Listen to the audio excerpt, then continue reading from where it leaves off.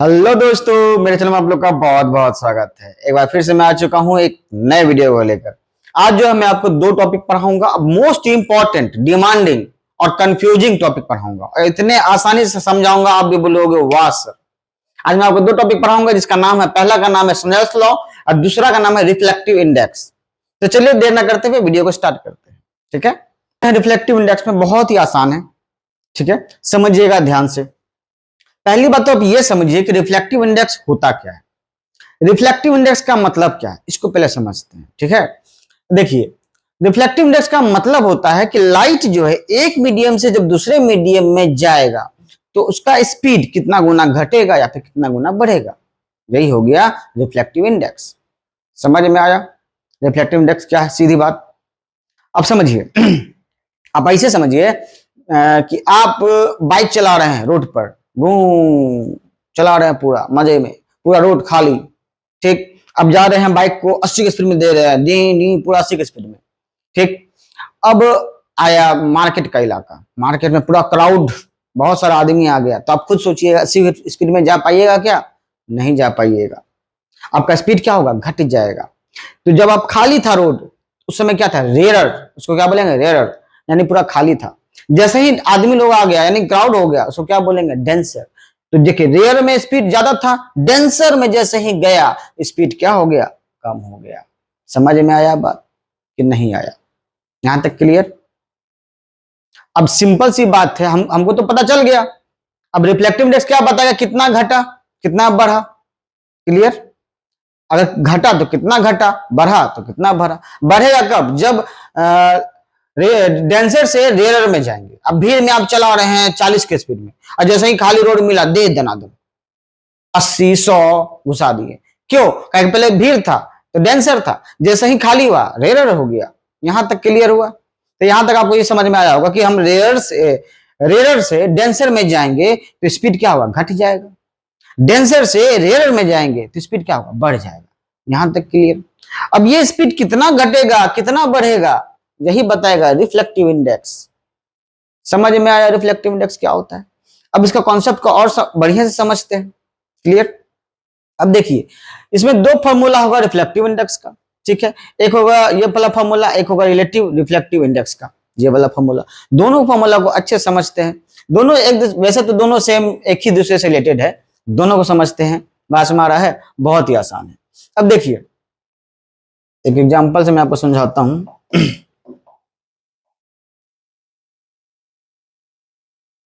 अच्छा, ये वाला बात पहले समझ लीजिए। एक और बात, रिफ्लेक्टिव इंडेक्स को जो है या तो हम एन बोल देते हैं या फिर बोलते हैं म्यू। ये जो आप साइन देख रहे हैं ये म्यू का है। इसका है म्यू का। ठीक, म्यू को ही ऑप्टिकल डेंसिटी बोल देंगे या फिर रिफ्लेक्टिव इंडेक्स बोल देंगे। म्यू को ही क्या बोलेंगे?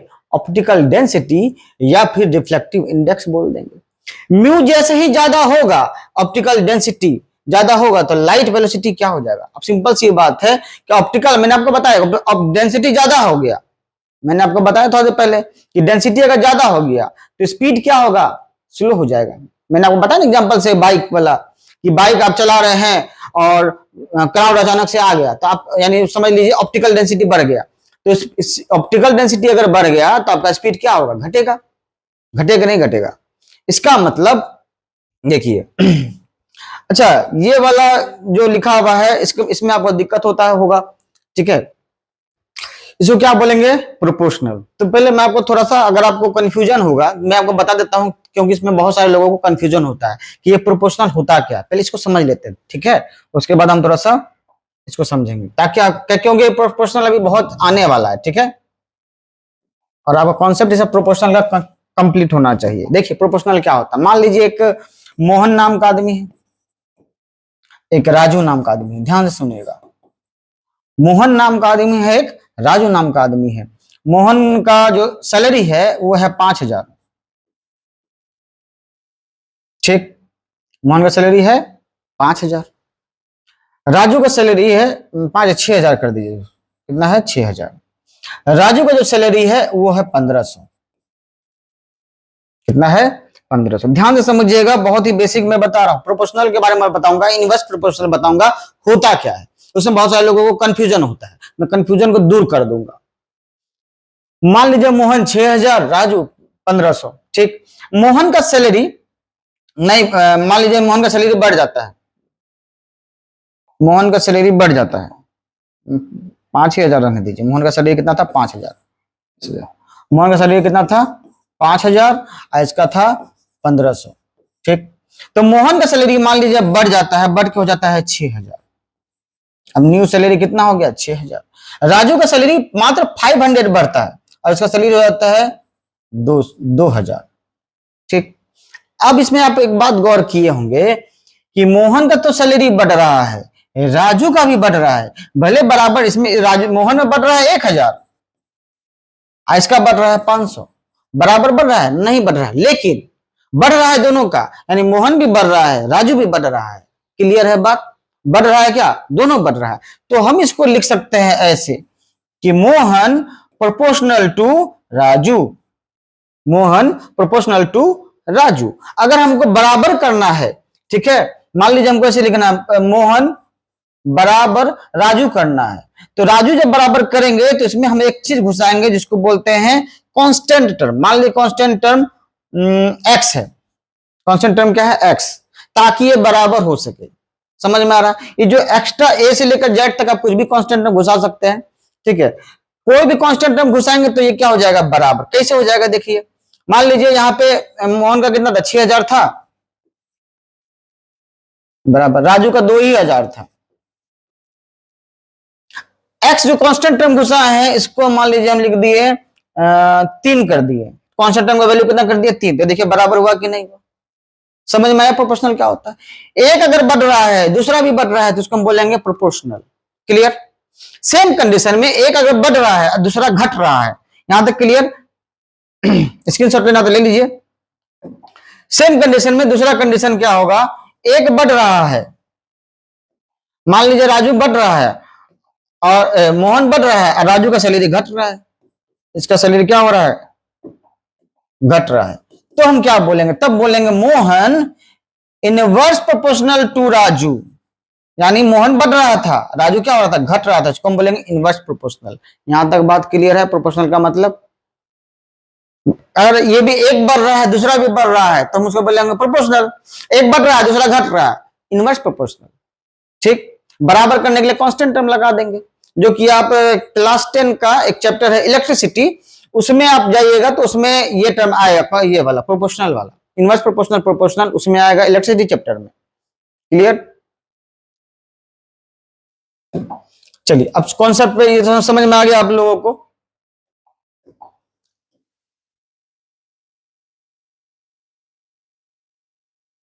तो यहां पर देखिए वही बात यहां पे लिखा हुआ है, वही बात क्या है यहां पे लिखा हुआ है। देखिए, मैंने आपको बताया ऑप्टिकल डेंसिटी जब बढ़ेगा तो वेलोसिटी क्या हो जाएगा? यानी स्पीड, वेलोसिटी क्या हो जाएगा? घट जाएगा। तो इनवर्स प्रोपोर्शनल होगा कि नहीं होगा? ये क्या? ऑप्टिकल डेंसिटी, यानी म्यू, इसको क्या बोलेंगे? म्यू, याद रखिएगा म्यू बोलेंगे। Mu inverse proportional to V, क्योंकि म्यू बढ़ रहा है, वी घट रहा है। क्लियर है यहां तक बात? समझ में आया? आगे चलते हैं। ये वाला कॉन्सेप्ट मेरे ख्याल से आपको समझ में आ गया होगा। अब इसी कॉन्सेप्ट से दूसरा कॉन्सेप्ट बन जाएगा। समझ में आ रहा है? देखिए इसी में मैं आपको समझा देता हूं।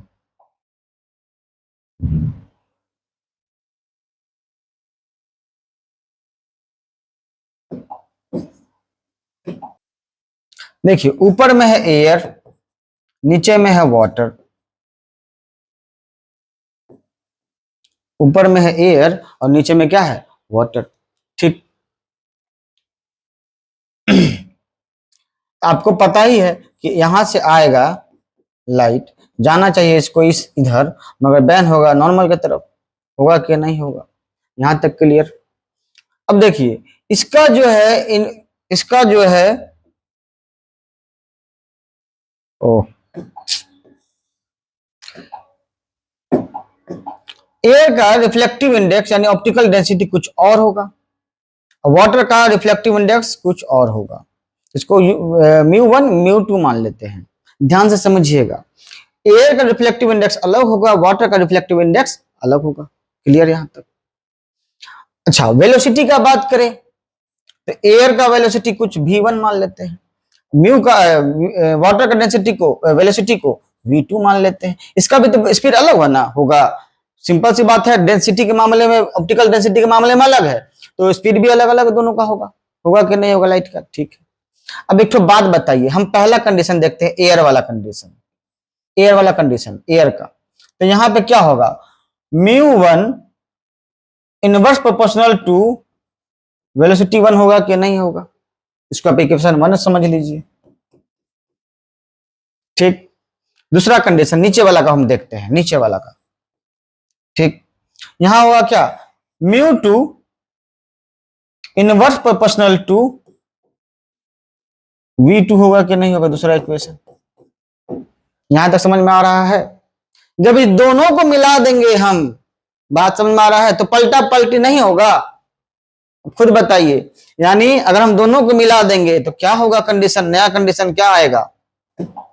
जब दोनों को मिला देंगे तो कंडीशन क्या आएगा, μ1 बाय μ2 बराबर। अब देखिए, इसका भी कहां जा रहा था, नीचे चल जा रहा था, इसमें क्या, इसका भी नीचे चल जा रहा था, इसका मतलब इसका अपोजिट में हो जाएगा, v2 ऊपर चल जाएगा। समझ में आया बात? देखिए यहां पर μ1 का इनवर्स प्रोपोर्शनल v1 है, ठीक है, μ2 का इनवर्स प्रोपोर्शनल क्या है, v2 है। समझ में आया ये वाला बात कैसे आ रहा है? अगर अच्छा लग रहा हो तो सब्सक्राइब जरूर कर दीजिएगा और ज्यादा से ज्यादा शेयर कीजिएगा। ठीक है, क्लियर है यहां तक? मेरे ख्याल से आपको ये वाला कॉन्सेप्ट समझ में आ गया होगा। ठीक, अब समझिए आगे। अब देख लीजिए रिफ्लेक्टिव इंडेक्स। मान लीजिए ऊपर एयर है, नीचे गिलास है। ठीक, जो मैंने अभी लिया था इसे, ऊपर एयर नीचे गिलास, और एयर का जो, अब एयर का जो है वेलोसिटी कितना है, 3 × 10⁻8 मीटर पर सेकेंड। ग्लास का है 2 × 10⁻8 मीटर पर सेकेंड। अब यहाँ पे देखिए ध्यान, अब इसको ध्यान से समझिएगा, थोड़ा सा कॉन्सेप्चुअल समझिएगा। ठीक, बहुत ही आसान है दोस्त, देखने में भारी लगता है, वास्तव में है आसान। ध्यान से समझिएगा। कंडीशन क्या था, ऊपर में था एयर और नीचे में था ग्लास, ये था कंडीशन। ठीक, अब हमको निकालना है, किसका डेंसिटी निकालना है? मान लीजिए क्या बोला, कैलकुलेट द ग्लास का। किसका निकालना है? ग्लास का रिफ्लेक्टिव इंडेक्स। ग्लास निकालना है, किसका? इस ग्लास का निकालना है रिफ्लेक्टिव इंडेक्स। ठीक, तो आपको लिखना कैसे है इसको समझिए। रिफ्लेक्टिव इंडेक्स किसका निकालना है? ग्लास का, तो reflective index of glass, reflective index of glass.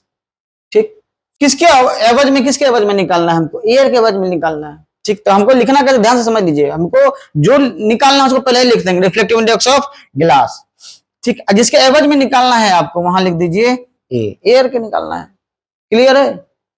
समझ में आ रहा है ये वाला बात? यहां तक क्लियर समझ में आया? यहां तक कोई डाउट है तो बताइए, मतलब मैसेज कर दीजिएगा। मैं तो लाइव क्लास नहीं चल रहा है तो मैं क्या बोल रहा हूँ बताइए। मैसेज कर दीजिएगा, कमेंट कर दीजिएगा, कुछ समय पर दिक्कत हो रहा है तो। ये समझ में आया कैसे लिखना है आपको? ठीक, अब इसको क्या होगा, अब देखिए मैंने आपको बताया था, अगर इसको हम ऐसे लिखते हैं, देखिए reflective index of glass by reflective index of air, ऐसे लिखेंगे।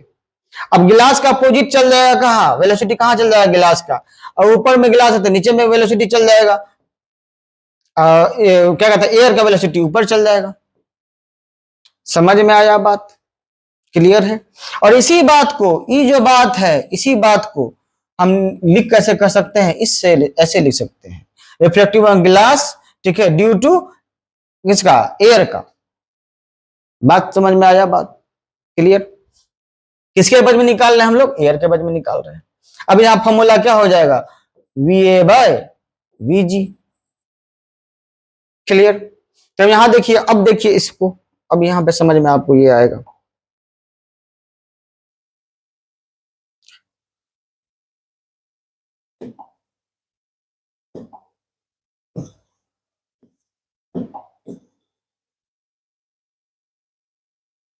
अब देखिए इसको, यहां पे reflective index of glass by reflective index of air, अब वेलोसिटी इसका अपोजिट हो जाएगा। ठीक, तो वेलोसिटी ऑफ एयर कितना था 3 मल्टीप्लाई 10 पे पावर 8, और ग्लास का कितना था 2 मल्टीप्लाई 10 पे पावर 8। जब कटा देंगे तो निकला ना रिफ्लेक्टिव इंडेक्स ऑफ क्या, गिलास, रिफ्लेक्टिव इंडेक्स ऑफ गिलास, ठीक है, किसके एवज में, ए के एवज में। क्लियर, तो आंसर कितना निकल जाएगा 1.5।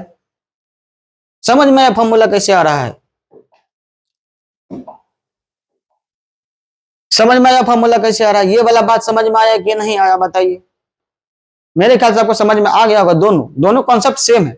जब हम निकालेंगे किसी के एवज में निकालेंगे तो हम ये लिखेंगे, उसको क्या बोलेंगे, रिलेटिव रिफ्लेक्टिव इंडेक्स।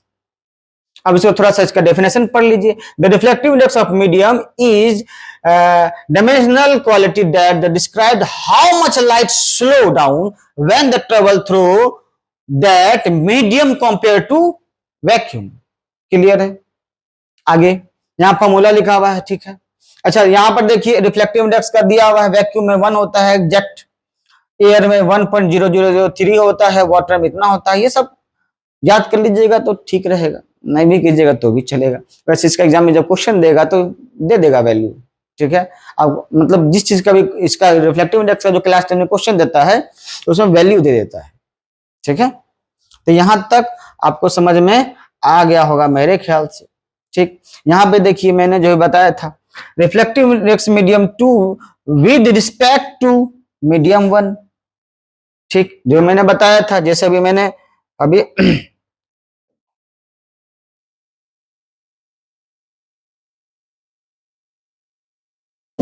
जैसे मैंने अभी बताया था, अरे यार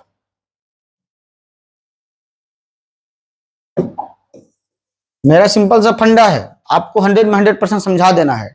मैंने अभी जस्ट बताया था क्या, यहाँ पे देखिए क्या लिखा है, रिफ्लेक्टिव इंडेक्स ऑफ मीडियम 2, यानी रिफ्लेक्टिव इंडेक्स,